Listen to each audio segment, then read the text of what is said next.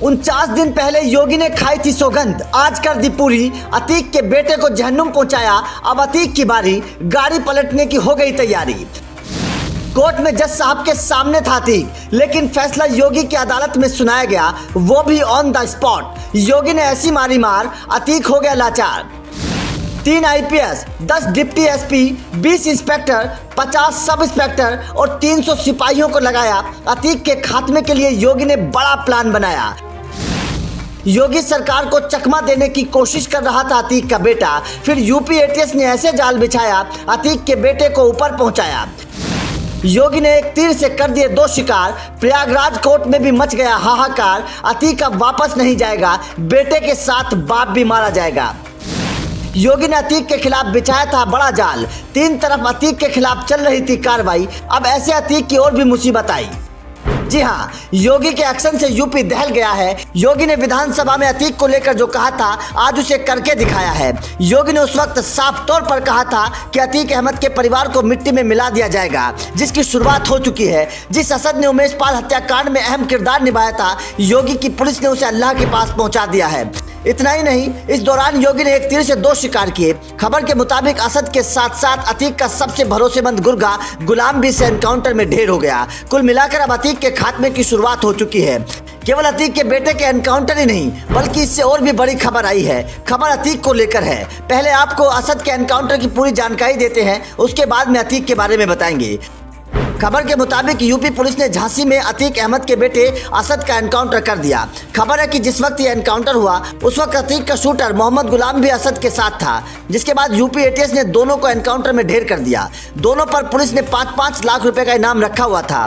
ATS ने दावा किया है कि इनके पास से विदेशी हथियार भी बरामद हुए हैं। आपको बता दें कि दोनों प्रयागराज में उमेश पाल हत्याकांड में मोस्ट वांटेड थे। इस दौरान योगी की टाइमिंग पर नजर दौड़ाइए। जिस वक्त अतीक को साबरमती जेल से कोर्ट लाया जा रहा था और अतीक पुलिस की गाड़ी में बैठा था, ठीक उसी वक्त ED के लोग अतीक के घर पर जा धमके। उन्होंने अतीक के घर की तलाशी ली तो उन्हें 70 लाख से ज्यादा का कैश मिला, साथ ही कई जमीनों के कागजात भी मिले।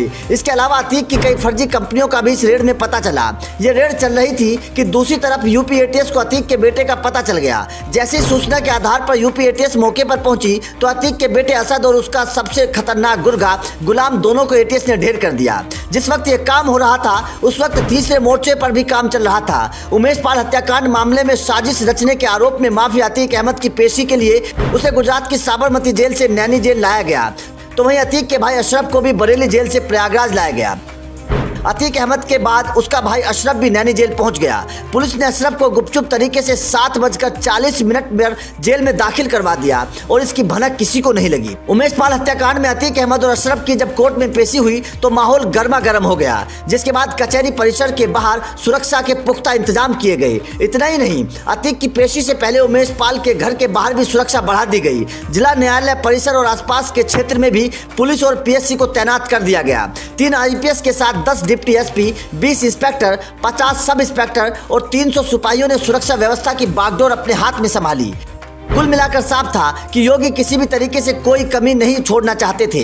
कोर्ट के बाहर अतीक को देखकर वकीलों ने विरोध में नारे लगाने शुरू कर दिए, साथ ही अपशब्दों का भी प्रयोग किया गया। इस दौरान वकीलों ने एक व्यक्ति को भी पीट दिया, जिससे अदालत में खलबली मच गई।